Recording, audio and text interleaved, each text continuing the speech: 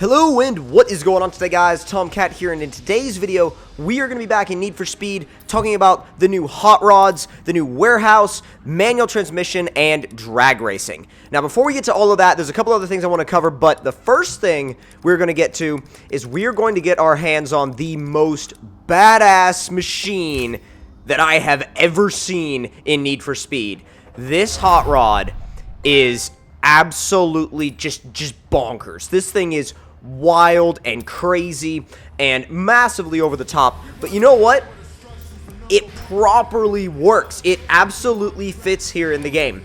And I know that you probably wouldn't think like, oh, you know, you wouldn't think of hot rods when you think of like what fits in Need for Speed, but when you see this thing in the game and you see it doing what it does, it is an absolute beast and it fits in so well.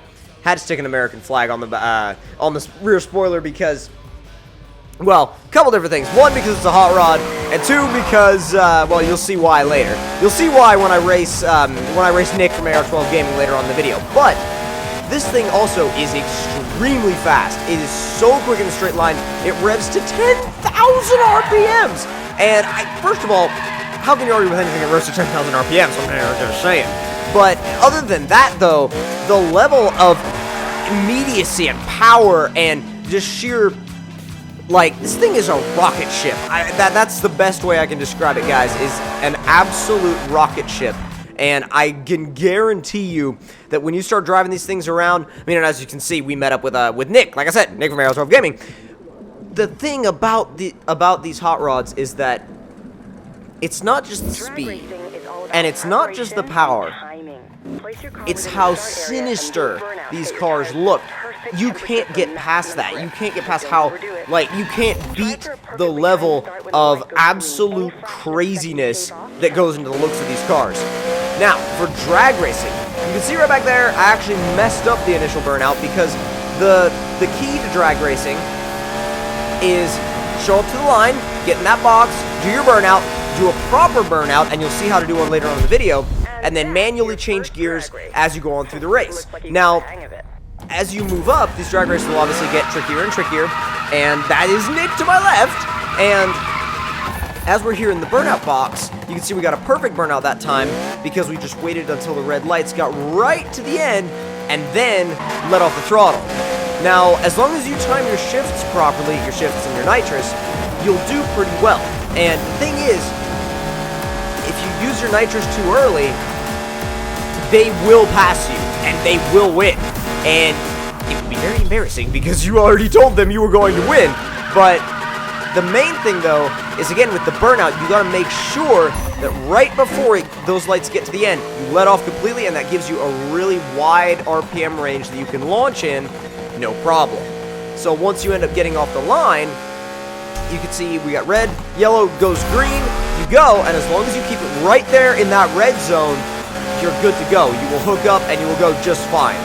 Now, this drag race actually, it was fun. It was pretty close, and it's so exhilarating when somebody gets up right beside you, and it's not very exhilarating when you crash. It's kind of embarrassing, actually, but when you're right next to somebody in one of these drag races, you look over and you're like, whoa, holy crap, they're right there, and it's kind of a cool sensation that you don't really get in any other game mode in Need for Speed, because you see them right there, and you're like, oh, what's up, buddy? And it's just kind of one of those things that really kind of charges you up about the fact that, wow, we're actually like drag racing in Need for Speed. Like, it's back. It's one of those things that I've wanted to come back, and it's here.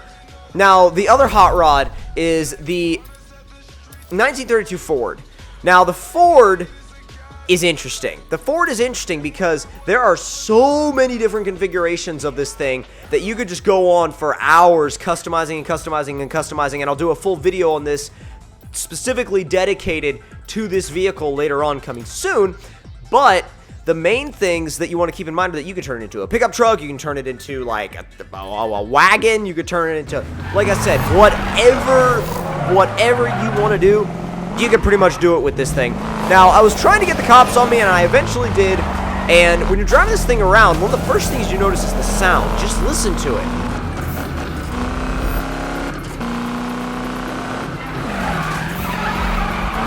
It's got a really deep rumbly V8 growl, which is what you'd obviously come to expect from a vehicle like this, but when you actually hear it, it's really, really nice. I mean, you want to play this with headphones, trust me. Play this with headphones, drive this with headphones, and you will hear it like, oh my god, like, what? The sounds are on point, top notch for this thing, and for the other hot rod, but this one sounds absolutely amazing. Now, my favorite configuration is the pickup truck, obviously, and then later on, I went back through and kind of did some customization on it, a little bit with the design, a little bit with the actual customization of it, made sure I had my license plate. And when you're customizing these things, it's really a cool thing to do because you can do whatever you want. You can have whatever kind of design you want, and it will generally almost always fit because these vehicles have such a wide array of styles that can actually work with the vehicle itself. Now, are there some specific styles that I would do and others that I wouldn't do? Well, sure, but that's how it works with customization is you get people that like one certain style, you get other people that like another different style, and it just kind of boils down into what you like to see in your vehicles. And the fact that Need for Speed actually gives you that option is pretty freaking sweet in my opinion. Here I am again meeting up with Nick. He's got a Canadian flag on the back of his truck as would be expected, and then rips away with a burnout.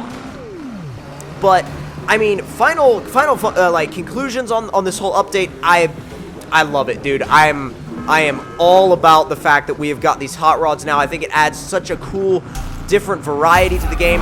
Took this thing out for drag racing as well, as you do, and ended up doing pretty well. It's not quite as quick as the other hot rod, obviously, but it's equally as fun to drive because you have so many different options of customization for it.